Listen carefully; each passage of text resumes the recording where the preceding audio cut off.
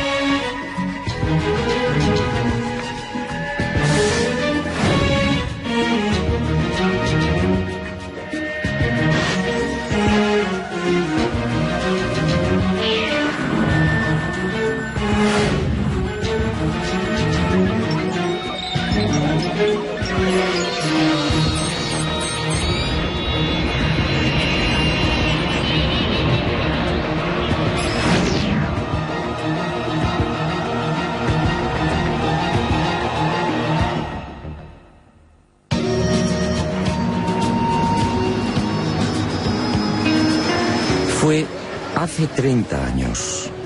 Aquí en Perú recibí el bautismo de fuego como investigador. Aquí, en una ciudad de Lima mucho más apacible y familiar, me enfrenté por primera vez al gran enigma de los ovnis.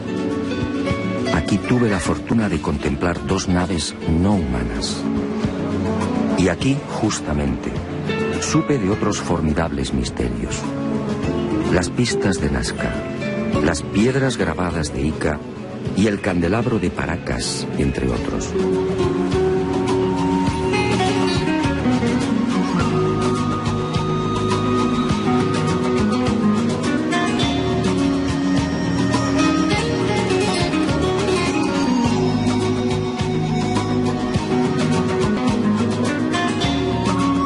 Sí, es mucho lo que le debo al Perú.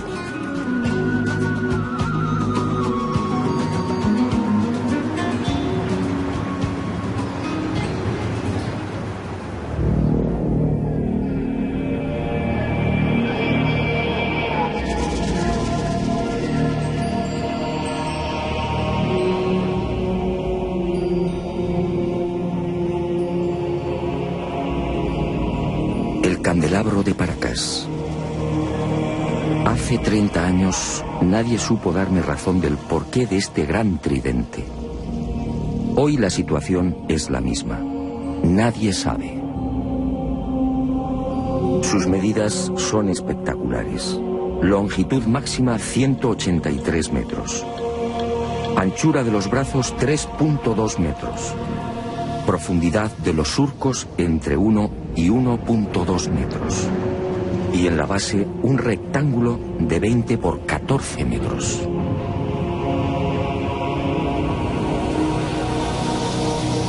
A simple vista la gigantesca figura parece elaborada con la técnica del vaciado. Alguien extrajo la arena y procedió a un férreo prensado de las paredes. Misteriosamente los fuertes vientos de la zona no han logrado borrarla. Y al excavar en los surcos surge una nueva sorpresa. A 10 o 15 centímetros, dependiendo del lugar, aparece una costra blanco-amarillenta de naturaleza cristalina, muy común en esta península. La deducción es inevitable. Hace cientos, quizá miles de años, la imagen del candelabro tuvo que ser distinta. En el pasado, esa blanca y pulida sedimentación lo haría brillar como un candelabro de plata. ¿Quién lo diseñó? No hay forma de datarlo. No existen referencias históricas. Nadie sabe cuál fue su finalidad. Para algunos se trata de un símbolo religioso. ¿Quizá el árbol de la vida? Para otros representa una constelación. ¿Quizá la cruz del sur? Hay quien asegura que estaríamos ante un signo ritual vinculado a sacrificios humanos. Sacrificios que tenían lugar en Isla Blanca y en el archipiélago de las Chincha, muy próximas al tridente. De hecho, el eje principal del candelabro aparece alineado con la primera de estas islas. Unas islas en las que han sido encontradas las momias de jóvenes mujeres decapitadas.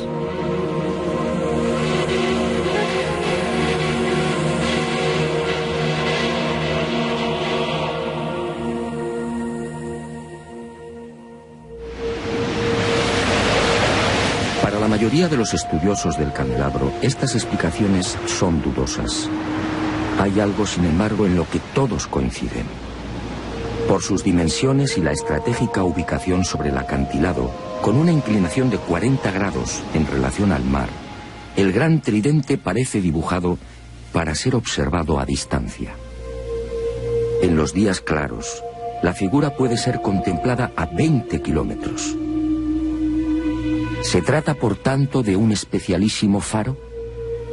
¿Estaríamos ante una señal indicadora? Sinceramente, no hay forma de saberlo. El eje central y principal del tridente señala al sur, exactamente al rumbo 180 grados. En otras palabras, es falso que el célebre candelabro de Paracas esté orientado hacia los míticos y sagrados lugares de Cusco, Machu Picchu, Tiahuanaco o Nazca.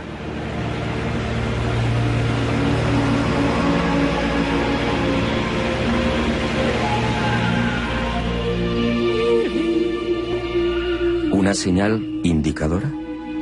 Es muy probable. Una señal para los navegantes y sobre todo para los que surcaban los cielos. Pero ¿quién tenía la capacidad de volar hace cientos o miles de años?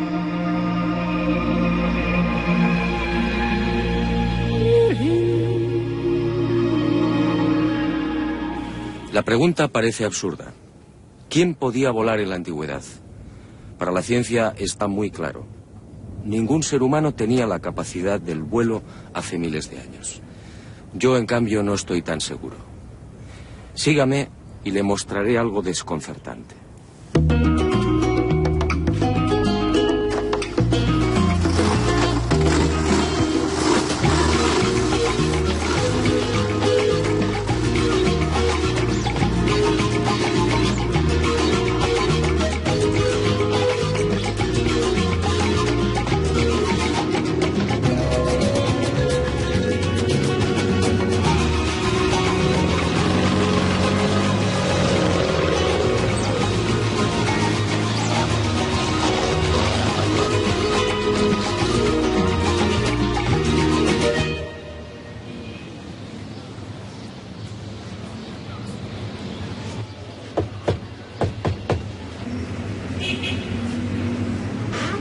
Se han cumplido 30 años desde que crucé el umbral de esta puerta por primera vez.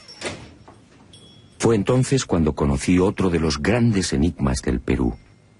Otro misterio que sigue sin respuesta y que, en mi opinión, pudiera guardar relación con esa extraña pregunta. ¿Quién era capaz de volar en la antigüedad?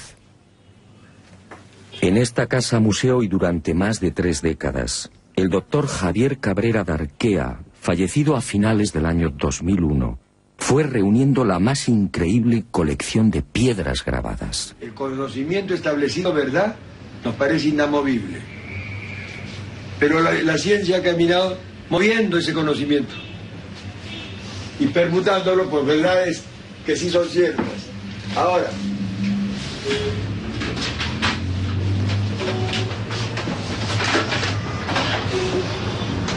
esos instrumentos que ha visto ahí. Ahí está. ¿De hueso, claro? Hueso humano, tibia humana. 11.000 piedras de todos los tamaños, con unos altorrelieves asombrosos. Toda una biblioteca lítica desenterrada en el vecino desierto de Ocucaje. Todo un tesoro arqueológico que, al parecer, le fue suministrado por los indios. Pero el doctor Cabrera murió sin que la ciencia reconociera su gran labor. Es verdad, sí. Y ese es el... Lo mismo que salió en Japón, salió acá en Paracas. Ah, sí, es verdad, sí, los seres que llevaban como una... En las piedras aparecen unos hombres realmente singulares. son representados con grandes cráneos y con manos de 4 dedos, siempre sin pulgares. ¿Quiénes son estos seres? En opinión del doctor Cabrera, estaríamos ante una humanidad desconocida y remota que habitó la Tierra hace millones de años. Una humanidad, aseguraba el médico peruano, que alcanzó unos conocimientos y una tecnología extraordinarios. Y por razones desconocidas, desaparecieron.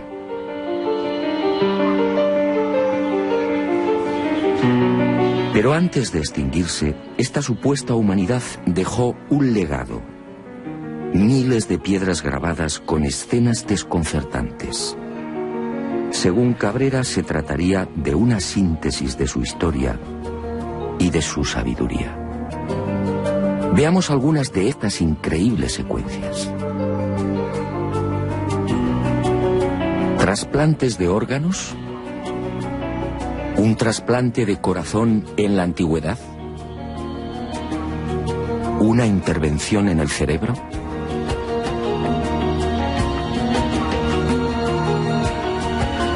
¿Transfusiones de sangre?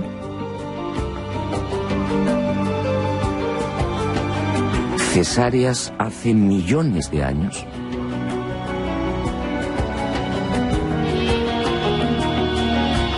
¿Representaciones de órganos humanos? ¿Hígados? ¿Corazones? ¿Riñones? ¿Cómo es posible?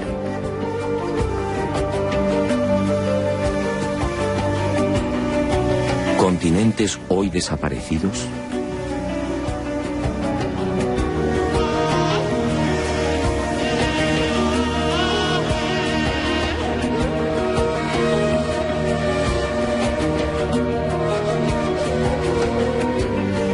¿Animales antediluvianos? ¿Grandes dinosaurios? ¿Hombres conviviendo con dinosaurios? ¿Hombres aniquilando a estos temibles reptiles? ¿Cómo es posible si estos animales desaparecieron hace 65 millones de años?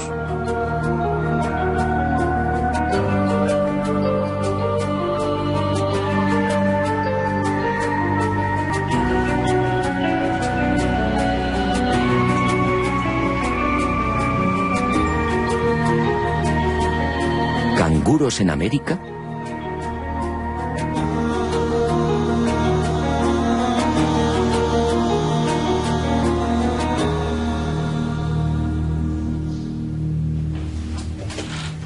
A lo largo de estos últimos 30 años, en las numerosas visitas a Ica y al desierto de Ocucaje, traté de descubrir el yacimiento del que supuestamente se extraían las piedras grabadas. Y a veces también se encuentran seguidas.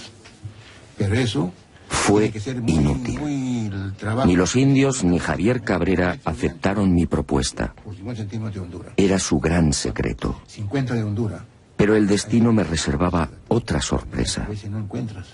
Muerto el doctor Cabrera, las circunstancias cambiaron. Y Basilio Uchuya, el hombre que proporcionó más de 11.000 piedras al médico de Ica, quizá teniendo en cuenta mi fiel amistad hacia Cabrera, me sorprendió en esta oportunidad con una insólita noticia.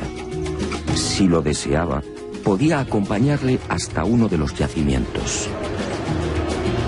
No podía creerlo. ¿Penetrar en el desierto y extraer las célebres piedras grabadas? Una operación así podía despejar de una vez por todas el espinoso y polémico asunto de la autenticidad de la biblioteca lítica.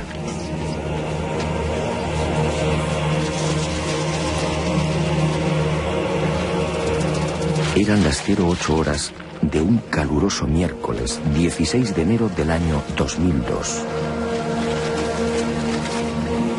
Y nervioso, esperé.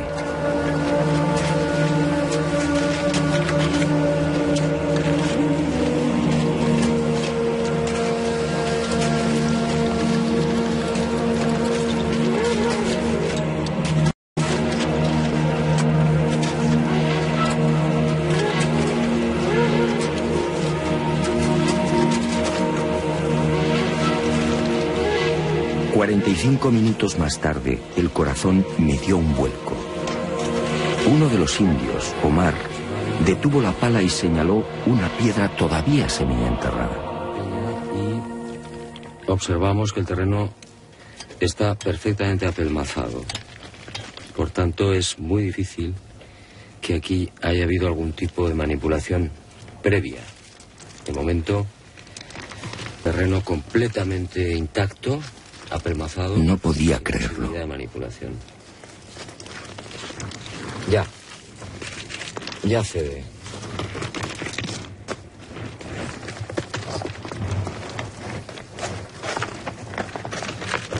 Es pesada, grande, de unos 30 centímetros y probablemente de unos 5 kilos de peso por lo menos. Y le corta la cabeza. Al dinosaurio. Al dinosaurio. El dinosaurio con la respiración pone la mano en el pecho y la otra la pone abajo. Eso, su pierna de él, su otra mano que lindo corre y matarlo.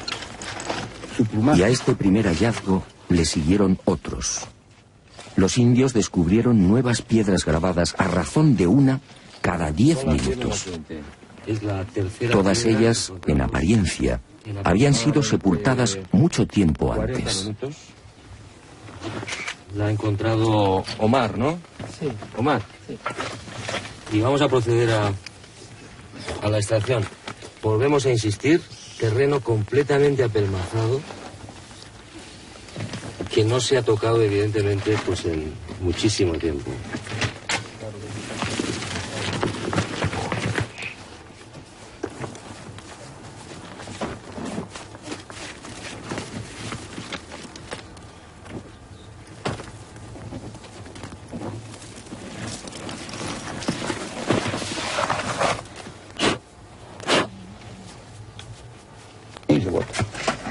Las grandes que tú le llevaste a Javier Cabrera.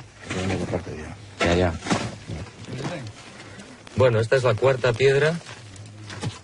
Son las 10 menos 5 de la mañana. Fuerte calor. Pero creo que está mereciendo la pena porque ante nuestra sorpresa aparece una más. ¿Quién sabe cuántas puede haber aquí? En este cerro.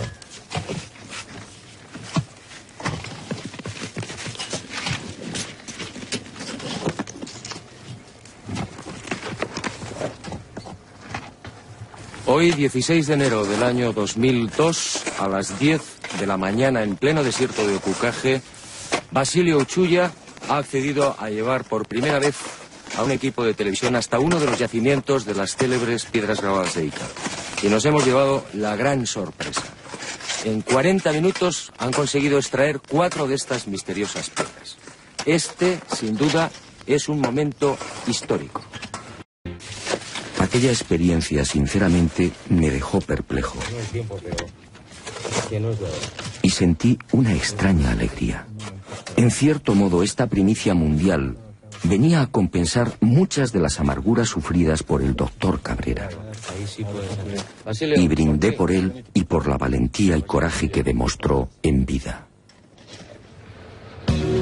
Pero este importante hallazgo solo era el principio de una nueva investigación.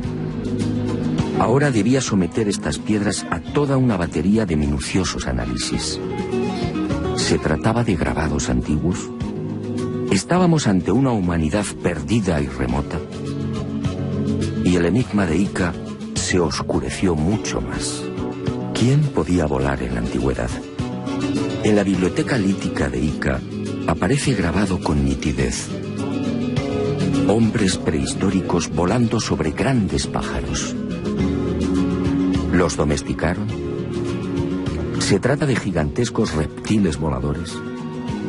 ¿Y qué decir de estos pájaros de aspecto mecánico? ¿Qué quisieron representar? El cuerpo humano. Entonces, un momentito. Ni qué decir tiene que la arqueología oficial no acepta las teorías y conclusiones del doctor Cabrera de Arquea. Para la ciencia, la humanidad, nuestra humanidad, es la única. Y ceñidos a esta premisa, los arqueólogos peruanos se niegan incluso a examinar las piedras grabadas. Poco importa que los informes solicitados en su día por el doctor Cabrera a diferentes laboratorios revelen una misma y antiquísima pátina en la totalidad de las piedras. Que es curvo, que es limitado.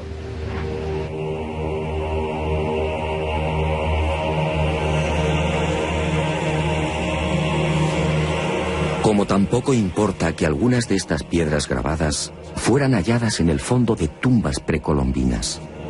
Este fue el caso del rector de la Universidad de Ingeniería de Lima, Santiago Agurto, quien en 1961 descubrió 4 de estas piedras en otras tantas tumbas al sur de Ica.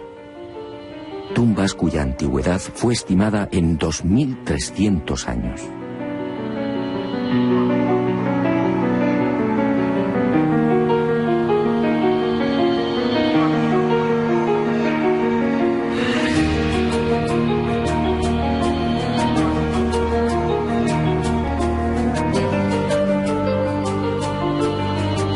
A mi regreso a España, como dije, varias de las piedras grabadas desenterradas en mi presencia fueron enviadas a 5 laboratorios pertenecientes a 4 universidades españolas y una canadiense.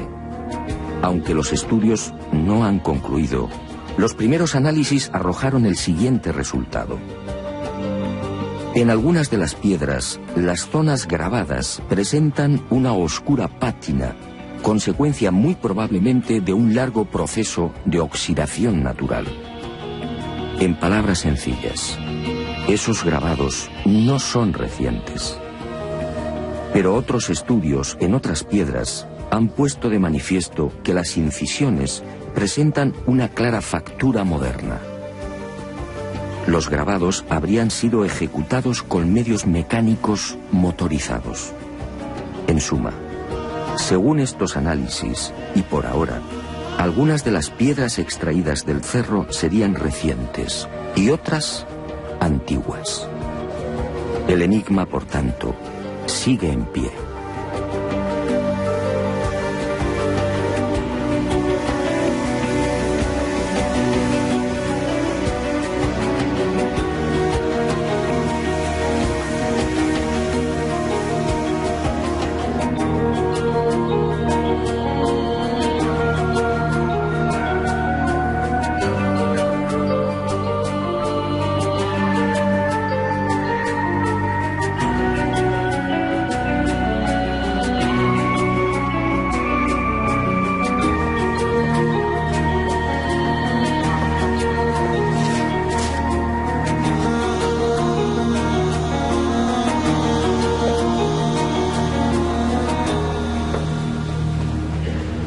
Sea como fuere, lo cierto es que los antiguos peruanos parecían obsesionados con el hecho de volar. Esta es otra prueba, una prueba determinante.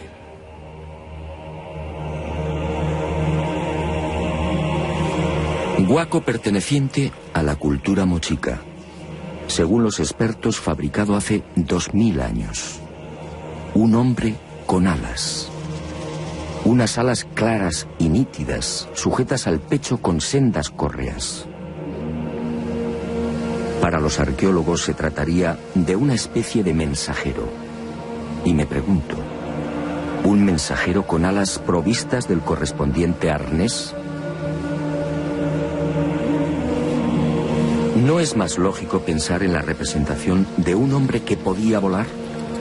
Más aún, si los antiguos peruanos obviamente no estaban capacitados para practicar el vuelo, ¿no serán estos huacos y pinturas el recuerdo de otros seres que sí podían hacerlo?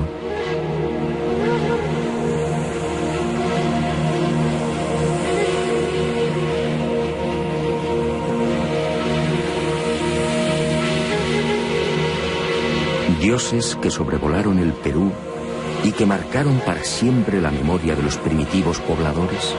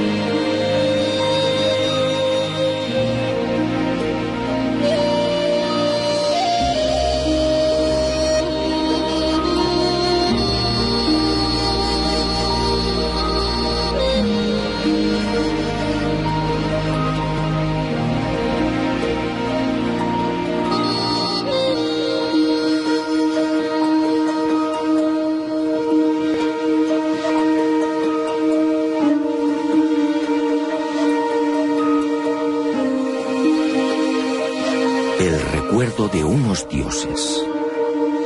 Quizás sea esta la explicación a las célebres y siempre fantásticas líneas y pistas que podemos contemplar en la desértica pampa de Nazca.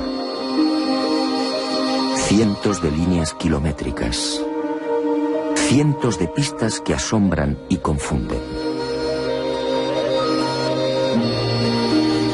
Cientos de figuras dibujadas en un paño de casi 600 kilómetros cuadrados, estratégica y misteriosamente concentradas en las pampas y cuencas de Jumana, Santa Cruz, Río Grande, Palpa, Ingenio y Nazca.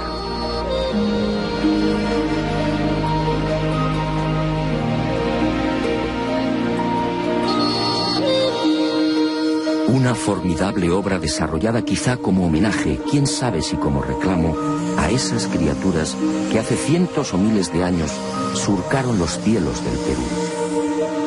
Los hombres alados, dioses capaces de volar, seres superiores gobernando extrañas y luminosas máquinas, dioses que prometieron volver. Y los hombres, ansiosos, plasmaron sus deseos en la tierra, dibujando grandes figuras, unas figuras solo visibles desde el aire, unas figuras mitad oración, mitad grito.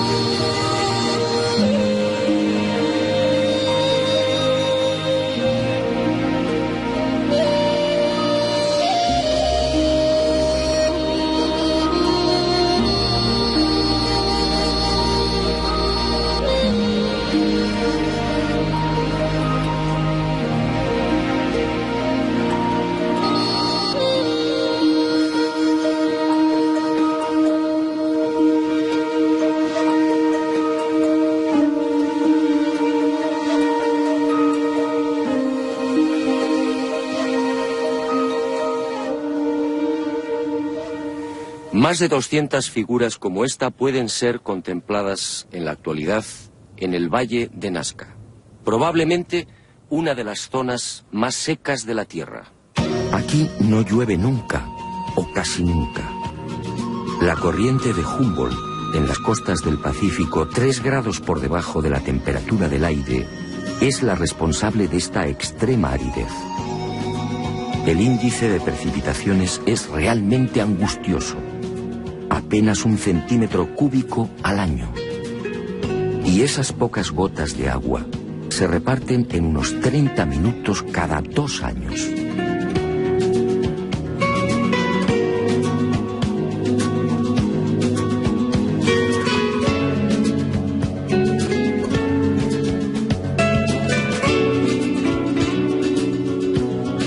Esta circunstancia ha permitido, en definitiva, que las líneas, pistas y figuras de Nazca se conserven casi intactas a lo largo de los siglos.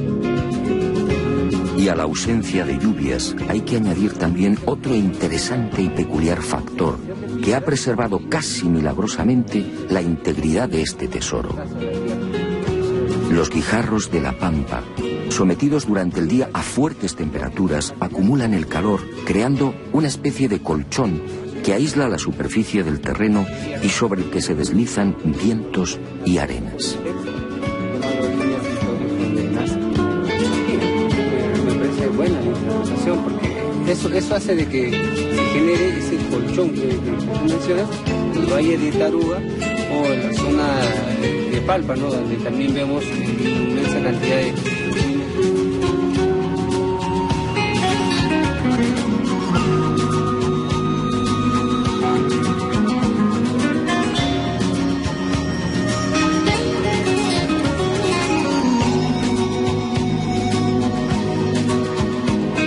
Amparados en estos dos importantes hechos, los creadores de las figuras hipistas solo tuvieron que proceder al barrido de la pampa para formar los dibujos. Al rayar la rojiza superficie del desierto, rico en hierro, aparece de inmediato una blanca capa de sílice, y el contraste de colores da vida a los formidables geoglifos. Los últimos estudios de datación, en especial los llevados a cabo por Percy Clarkson y Harry Hurton de las universidades de Winnipeg, en Canadá, y Nueva York, respectivamente, fijan la antigüedad de estos geoglifos en unos 500 años antes de Cristo.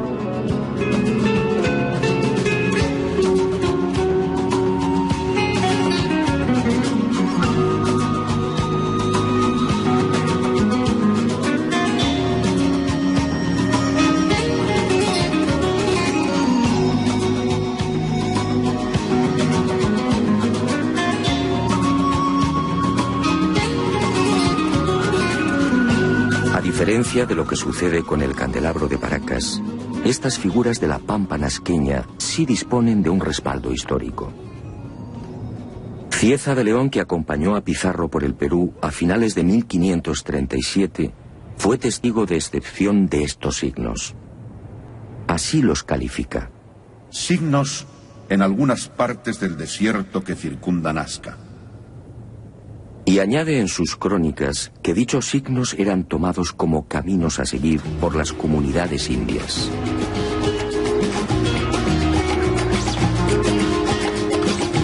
En esa misma época, otro español, el soldado Francisco Hernández, acampa durante una semana en Nazca y escribe en su diario: los indios trazaban grandes líneas en el suelo.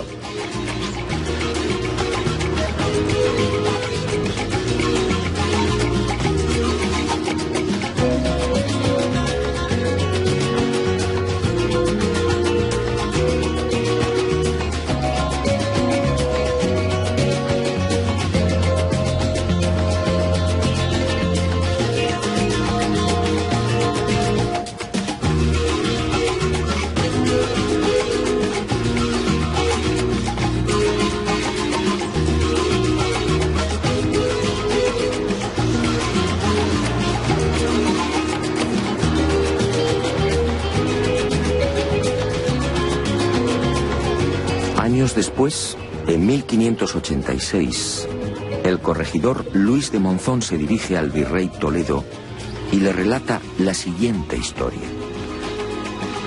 Antes que los españoles dominaran a los incas, en tiempos antiquísimos, un pequeño grupo de otro tipo de gente, a la que llamaban los viracochas, llegó a esta tierra. Y obedeciéndoles, los indios los siguieron e hicieron caminos que hasta ahora se pueden ver, largos como una calle, a cuyos lados construyeron muros bajos. ¿Los viracochas? ¿Quiénes eran? Cuando consulté a los indios, todos coincidieron. Señalaron al cielo y exclamaron: dioses, dioses que volaban, dioses que llegaron de Tiahuanaco y trajeron el arte y la agricultura, dioses que enseñaron cómo dibujar las líneas y figuras.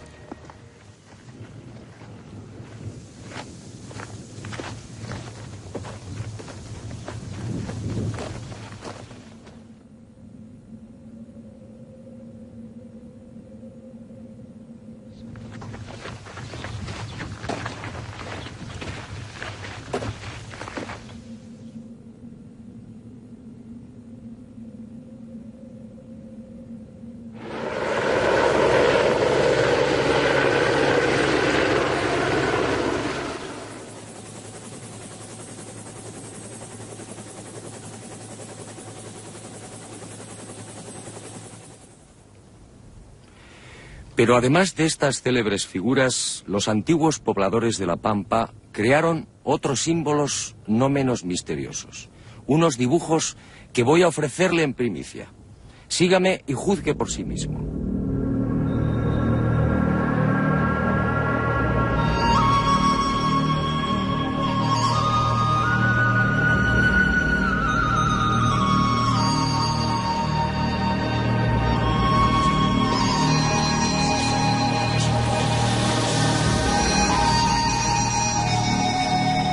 Al norte de la ciudad de Nazca, a poco más de 25 kilómetros, y entre los resecos arenales de Palpa, Ica y Ocucaje, este planeta encantado nos reserva otra sorpresa.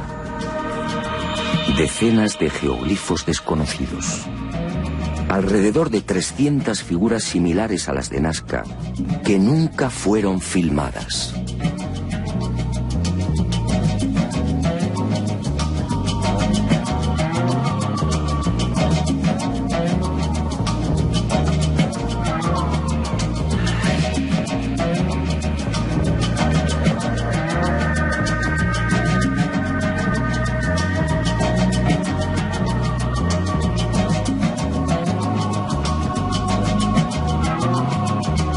La huella de la serpiente.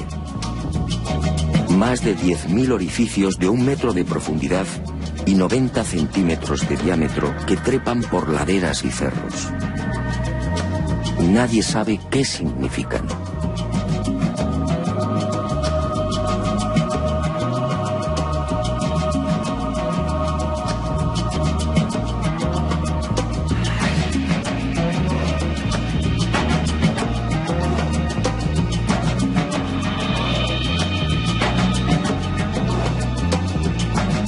Lo que algunos llaman la tarjeta perforada. Otra enigmática sucesión de puntos en forma de aspa, excavados a lo largo de 15 columnas o líneas paralelas. ¿Se trata de un sistema de navegación aérea? Nadie lo sabe. El gigante de cabeza cuadrada. Otro ser enigmático coronado con plumas o antenas. Una figura antiquísima, probablemente de mayor antigüedad que las de Nazca, que levanta los brazos mostrando unos objetos igualmente desconocidos. Y en las laderas de los cerros próximos, nuevos gigantes. Seres que parecen saludar a quienes se acercan por el aire.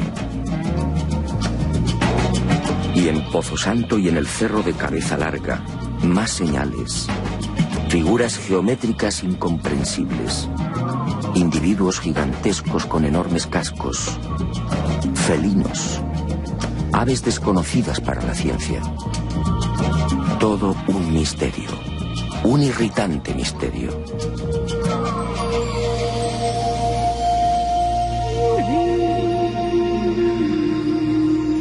Y al igual que en el Valle del Ingenio, más líneas y pistas. Cientos. Pistas de hasta 14 kilómetros.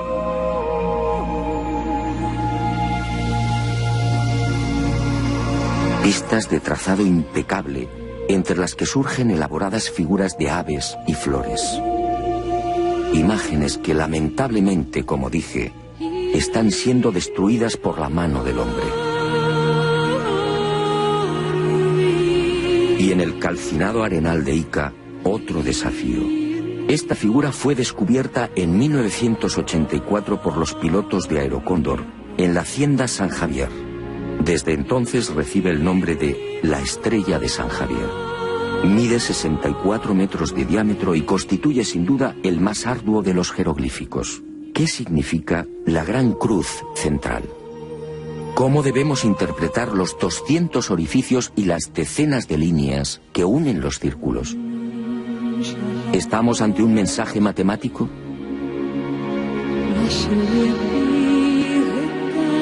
El repaso a esa otra Nazca, la Nazca olvidada, sería interminable. Y decidimos concluir con una figura que no precisa demasiados comentarios. Un colibrí de 50 metros de longitud, con algo muy especial sobre su cuerpo. Sí, todos los que lo contemplan coinciden. Un avión. Un avión dibujado sobre el cuerpo de un colibrí. Alas rectas, morro puntiagudo y todo un timón de cola. Pero, ¿quién volaba hace 2000 años?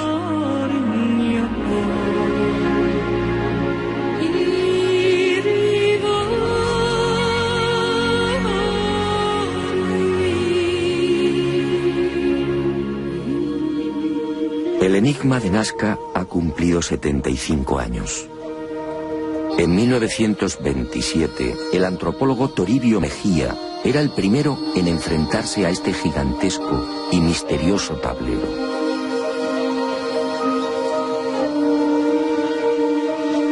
Después sería redescubierto por toda una legión de expertos. Para Kosok, por ejemplo, estas figuras eran la representación de las trayectorias del Sol, de la Luna y de los planetas. En otras palabras, el mayor libro de astronomía del mundo.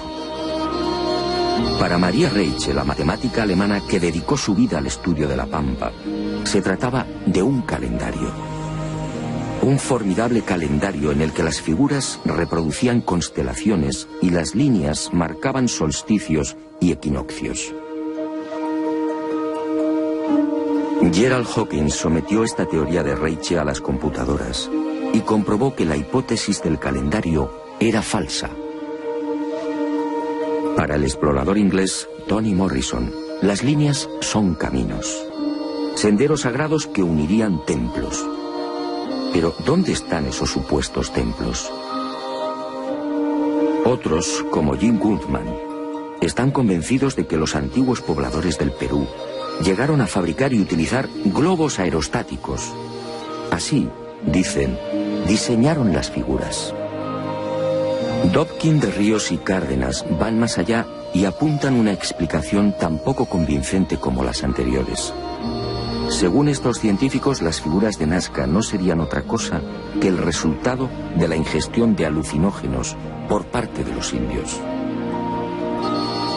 William Isbell, en cambio, afirmaba en 1980 que estos geoglifos fueron la consecuencia de un simple entretenimiento, un procedimiento para mantener ocupada a una gran masa de población. La hipótesis no se sostiene porque, entre otras razones, estas figuras fueron trazadas a lo largo de 1500 años, como mínimo. Henry Sterling llegó a proponer una explicación que obviamente fue desestimada. Los geoglifos de Nazca, escribió, son en realidad un gigantesco telar. Y recientemente se ha puesto de moda otra versión que tampoco termina de convencer. Según el hidrólogo Stephen Mabey y el arqueólogo Donald Prulls, estos cientos de imágenes serían simples marcadores de aguas subterráneas. El problema que hace tambalear los informes de estos científicos de la Universidad de Massachusetts es que de las 500 figuras existentes en los desiertos peruanos, solo 5 coinciden con napas o mantos de agua subterránea. Solo 5.